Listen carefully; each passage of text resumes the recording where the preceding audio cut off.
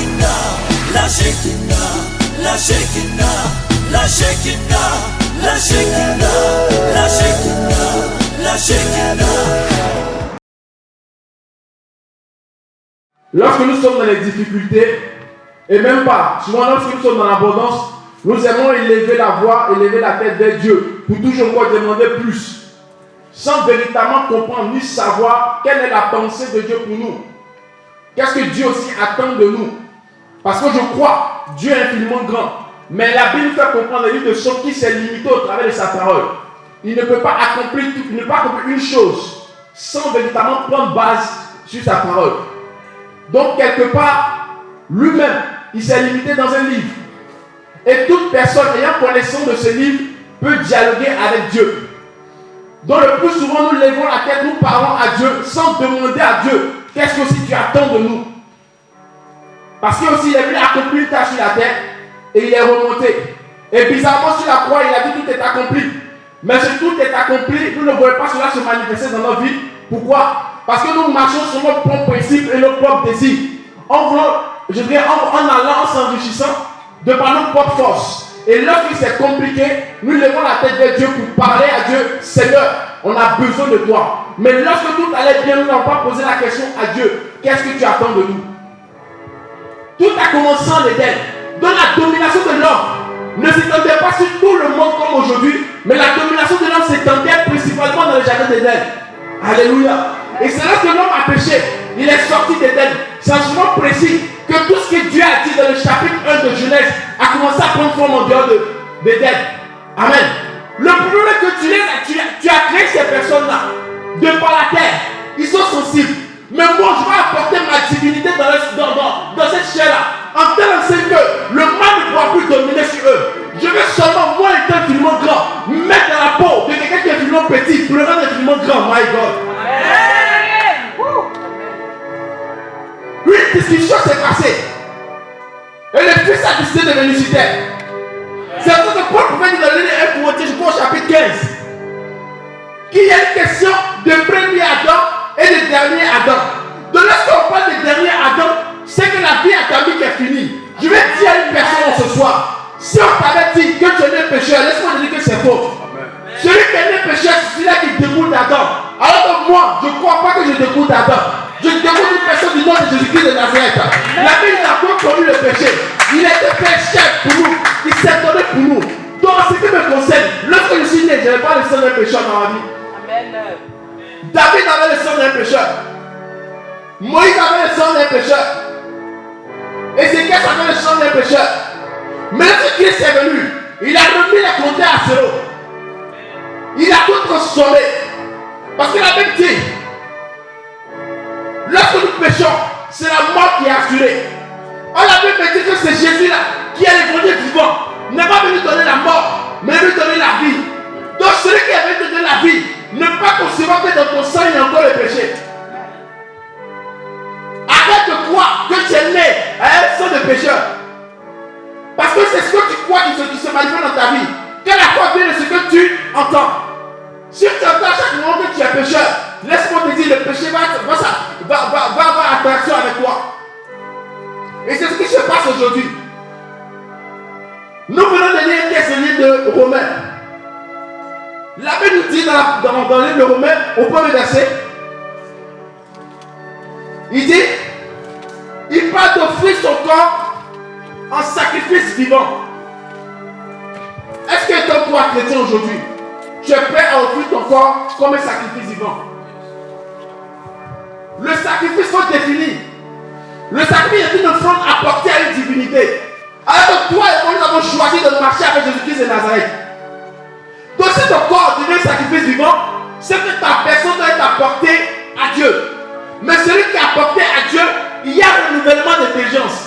Il y a une transformation de comportement. Mais depuis que tu as connu l'évangile, dis-moi toi, est-ce que ton comportement a changé? Il est bien beau de demander le miracle. Il est bien beau de demander la puissance de Dieu. Mais de toi à moi, lorsque tu as ton ancienne vie et ta vie d'aujourd'hui, qu'est-ce qui a changé? Tu étais dans le monde, tu partais en boîte de nuit. Tu es venu en Christ, tu continues d'aller en boîte de nuit. Mais nous péchons, nous n'avons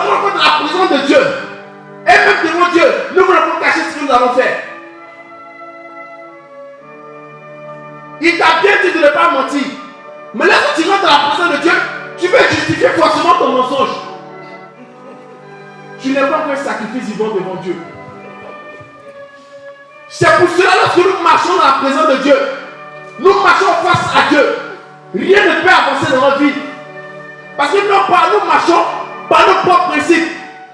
Tu marches comme cela t'arrange. Tu marches comme cela, comme tu vois. Tu ne poses pas de questions à une personne. C'est là que demain ça devient compliqué. Tu connais certainement la route du pasteur. Même quand tu vas voir le pasteur pour évoquer ton problème, il y a des choses dont tu as peur d'en parler. Mais tu allais voir le pasteur pourquoi en fait? Et c'est le gros problème des chrétiens de France. Nous refusons d'assumer nos choix. Nous refusons d'épouser la pensée de Dieu. Nous croyons que l'évangile c'est une question de dimanche danser à l'église et de retourner à la maison.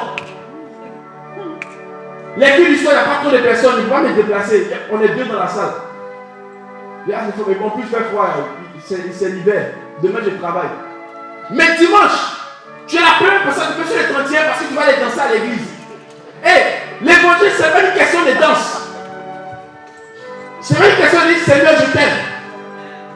Les réels évangiles ne se pratiquent pas dans la communauté, mais se pratiquent en dehors de la communauté. C'est là que tu sors. Qu'on voit si tu es chrétien ou tu n'es pas chrétien. C'est là que tu sors. Qu'on voit véritablement si ta mentalité a été transformée ou n'a pas été transformée. Le verset continue pour dire renouvelez, ne vous conformez pas au siècle présent. Waouh! Nous avons essayé d'adapter l'évangile de Dieu à notre siècle. Ce qui n'est pas mauvais.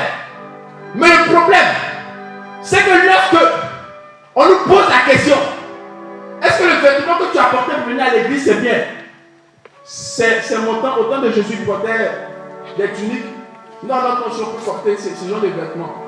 Toi-même, souvent, tu es devant le miroir, le Saint-Esprit te dit, hé, mon fils, ce que tu as porté là, il faut changer. Tu dis que c'est le diable. Dieu ne vient pas à l'apparence. Il y a nos cœurs. La Bible, c'est de par l'abandon du cœur que la bouche s'exprime.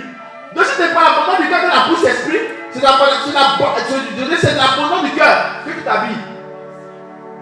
C'est selon ce qui est dans ton cœur que tu exprimes par des vêtements, même par ton langage. C'est pour ça que c'était sage. Ils n'ont même pas besoin de connaître ta vie. Tu t'assois devant eux, par ton vêtement, par ta manière de parler, ça qui tu es. Par ton regard, par ta manière de te comporter, lorsque quelqu'un te fait quelque chose, ils n'ont même pas besoin de dire Dieu m'a dit. Ils savent déjà qui tu es. L'évangile ne peut pas prospérer dans cette nation, dans de telles conditions. Quand l'évangile doit grandir quelque part, ça commence toujours à un lieu. Le réveil ne commence pas dans la rue. Le réveil toujours commence à un lieu précis où il y a des personnes, des femmes qui ont été impactées par l'évangile, qui ont été transformées par l'évangile, qui se disent oui, c'est le temps, c'est le lieu, que Dieu, le Saint-Esprit va saisir pour aller changer les mentalités. Le Saint-Esprit va saisir pour envoyer des portes nouvelles. Parce que laisse-moi te dire, lorsque l'évangile te touche, tu apportes les portes de Dieu à ton temps. Tu as son époque, les hommes ont leur époque. Mais lorsque l'évangile te touche, l'époque de Dieu commence à descendre au travers de toi. Ça souvent précise que les hommes te regardent. Il est celui-là n'est pas normal. Lui, je ne suis pas normal. Parce que j'ai habité l'époque de Dieu. Et l'époque de Dieu va se transmettre dans la terre par moi. Amen. Alléluia. Celui qui n'a pas compris ces choses, encore l'état adamique. La Bible me fait comprendre de Genèse, Apocalypse, Adam échoué. C'est parce qu'Adam échoué que Christ est venu. Mais lorsque Christ vient, il vient avec des principes. Il vient avec des préceptes. Ce n'est plus une question de dire, ne fais plus ci, ne fais plus ça. Mais c'est une question de dire, qu'est-ce que Christ a dit. Il est dit, si je vis, la Bible dit, si je vis, ce n'est plus moi qui vis. Ce verset-là, tu n'as pas compris certainement. Lorsque je marche, en d'autres termes, ce n'est plus moi qui marche. Lorsqu'il y a une difficulté, ce n'est plus moi qui ai la difficulté. Lorsqu'il y a la souffrance, ce n'est plus moi qui ai la souffrance. Tout est mis sur Christ. Parce que tu as porté le vêtement de Christ. Aïe, je vais choquer quelqu'un. La Bible dit, je suis en Christ. Et Christ aussi est en moi. Donc si Christ est en moi, c'est que je suis Christ. Alléluia. Le problème, c'est que nous avons une mauvaise définition de qui est Christ. Oui, nous avons une mauvaise définition de qui est Christ. Je prends le mot chrétien. Le mot chrétien vient du grec, Christos. Le mot plutôt chrétien vient du grec Christos, qui signifie Christ. Alléluia. Mais ce mot, traduit en hébreu, donne Mashiach.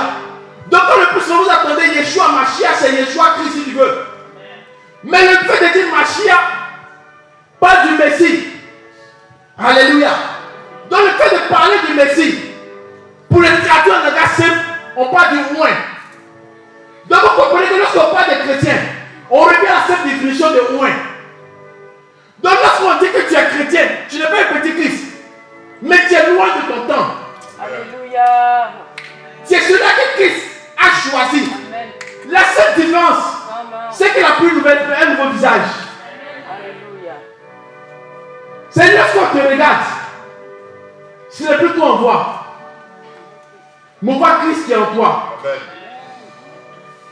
Ce sont des choses que nous n'avons pas comprises. Et nous sommes en train de ralentir l'œuvre du Seigneur. Nous sommes en train de marcher dans les petites choses. Nous pensons à nos propres sacs. Nous pensons à nos propres, je dirais, comment demain je vais manger. Comment demain je vais me vertir. Mais une parole qui a transformé ma vie. Il dit, les oiseaux du ciel ne sèment ni ne moissonnent. L'oiseau du ciel, il n'a pas donné sa vie à Jésus. Il n'a pas fait confession de foi. Aujourd'hui, je donne ma vie au Seigneur. Les bêtes des champs n'ont pas dit aujourd'hui, nous donnons notre louange à Dieu. Mais quelles que soient les temps et les circonstances, quelles que soient les saisons, ils ont toujours à manger. À plus forte raison, celui-là qui a mon image. Alléluia. À plus forte raison, celui-là qui est ma représentation sur terre. Yes. À plus forte raison, celui-là qui déporte mon royaume du ciel sur la terre. Amen. Amen. On se soucie des petites choses. Comment mon travail de CDI demain. Notre évangile est dilué. C'est vrai qu'il y a des pasteurs qui t'ont fait du mal. Parce que le plus souvent, lorsque nous voulons poser une action, on regarde véritablement en arrière ce qui s'est passé avec l'homme que j'ai rencontré avant. Que ce soit en relation amoureuse ou que ce soit dans l'évangile. J'ai connu un pasteur. Il m'a fait ci, il m'a fait ça. Mais dans cette église-là, je vais m'asseoir derrière et puis je vais regarder comment ça se passe d'abord. Je vais voir comment ça se passe. On dit, je vais faire les offrandes. Tu as assis, tu dis non. Je vais m'engager vite. Je vais voir. Comme si toi, tu te lèves du Saint-Esprit. C'est la vérité. Pousse. Je vais voir comment ça se passe. C'est selon l'atmosphère. Je vais voir si je dois donner mon argent ou pas. Et quand Dieu donne une vision, il y a toujours la provision. Si ce n'est pas toi, quelqu'un d'autre donnera. Amen. Chrétiens de France, on a oublié l'essentiel. On s'est rattaché aux petites choses. Or, le culte du dimanche, c'est nous qui sommes les premiers à dire, papa, pêche. Tu es dans la vérité. Tu es dans le mystère. Mais lorsque tu mets ton pied dehors, le mystère disparaît. Tu retournes à ton ancienne vie. Mais comment veux-tu que l'évangile t'impacte? Amen. Comment veux-tu voir la gloire de Dieu? Parce que lorsque tu lis ta Bible, de Genèse, jusqu'à je dirais même à Malachie, toutes les personnes qui ont fait preuve d'amour, de fidélité vers Dieu, Dieu agit en leur faveur. Il peut y avoir des moments où c'est compliqué, c'est normal. Parce que sans épreuve, il n'y a pas d'élévation. Sans épreuve, on dit épreuve, c'est-à-dire c'est une composition. Mais le problème du chrétien de France, à chaque épreuve, il échoue. Et là, quand tu recommences, tu dis que c'est le diable, ce n'est pas le diable. Dieu te met à l'épreuve. Dieu est ton professeur. De la même manière que chaque matin, tu donnes le petit déjeuner à tes enfants qui partent au lycée ou au collège. De cette même manière, il y a l'école du Seigneur. Il te donne des devoirs à faire par ton comportement. Il te donne des devoirs à faire par ta manière de parler. Il te donne des devoirs à faire par ton engagement à l'église. Mais quand tu échoues, tu es étonné de voir que pendant 2 ans, 3 ans, de l'église, ta vie tourne. Ce n'est pas le problème du pasteur. Pose-toi la question de savoir est-ce que j'ai été transformé par l'évangile. Alléluia. Il y a des choses aujourd'hui chrétiennes. Si nous voyons la main de Dieu, sortons de ces choses. La Bible dit mon peuple périt parce qu'il manque la connaissance. Et non parce qu'il manque de l'argent. C'est vrai qu'aujourd'hui la Bible nous fait comprendre que l'argent aussi est important. L'argent répond à tous les besoins, c'est vrai. Mais le problème, avant que l'argent de Dieu se manifeste, il y a la connaissance de Dieu qui doit s'établir. Est-ce que tu te lèves, étant enfant de Dieu, bien-aimé, est-ce que tu te lèves une fois, au moins dans la journée avant de sortir, tu pries, ou tu lis au moins un chapitre, un verset avant de sortir. Tellement tu es pressé sur le métro, tu augmentes ta joie de main du Seigneur. Souvent c'est compliqué, Dieu nous regarde et il se pose des questions sur nos vies. J'ai envoyé mon fils pour ces personnes. Alléluia. La Bible dit que nous faisons partie d'un corps qui est le corps de Christ. Et nous sommes des membres du corps de Christ. Alléluia. Mais le problème aujourd'hui, c'est que nous évoluons seuls. Il ne peut pas avoir d'élévation sans la décision d'un groupe. Ce n'est pas possible. Il faudrait que le groupe auquel tu appartiens spirituellement parle de toi. Et c'est ceux-là qui vont faire ton élévation.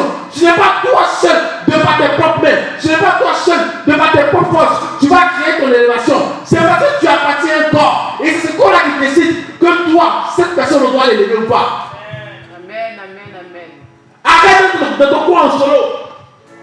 Ne crois pas que l'évangile tourne autour de toi. Ne crois pas que tu es le centre de la terre. Tu fais partie d'un corps, qui est le corps de Christ.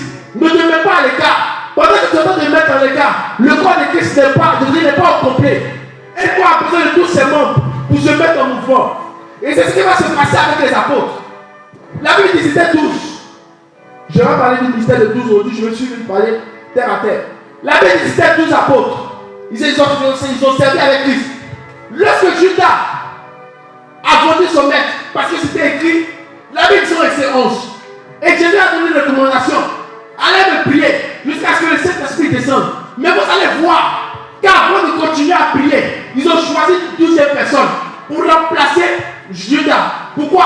Parce que Judas avait une place dans le corps. S'il n'était pas 12, le Saint-Esprit n'allait jamais descendre. Chacun a sa place.